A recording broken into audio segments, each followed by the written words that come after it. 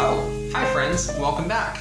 I've been busy mostly writing, well, at least a million different books. But a little bit about me is I lead the world's largest ex-gay social media, and I also do a hell of a ton of research. And by a hell of a ton, I mean like, you see those books back there. So I'm pretty busy always doing an article review, looking at a study, and I'm also diving deep into progressive theology as I have been for one solid year. I decided that I would go ahead and give myself basically a whole year of really thinking over and mulling over everything that progressive theology has to offer. And here's a couple points of why I don't believe it. And let's dive into that today on the Discussion Guide.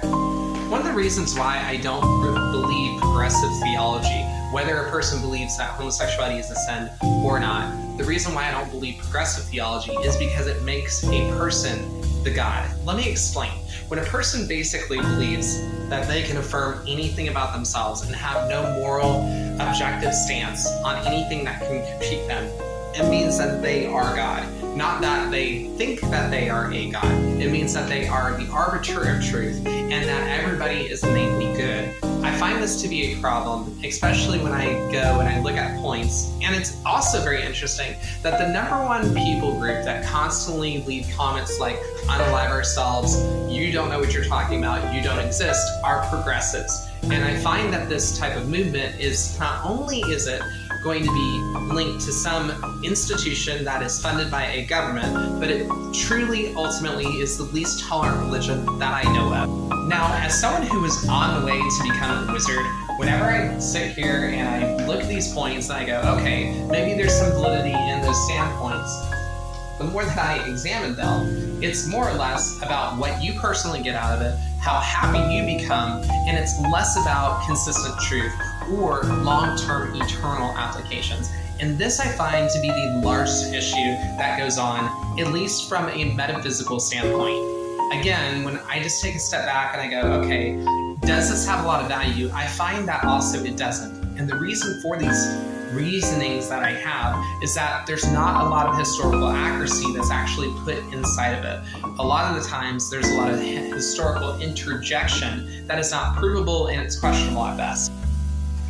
But another thing that I keep finding is that there's a pattern of cultism involving shunning and kicking people out of their communities because they don't perform a certain way or they don't sound a certain way. And they certainly don't want to put up with people who challenge them in the public sector. And it's interesting being that ex-gays were given a challenge to bring on a fight this year by a well-known individual, but yet they want to actively shun people. So this I find completely invalidates most, if not all, of their arguments on affirming and inclusion when they like to control basically the public sector.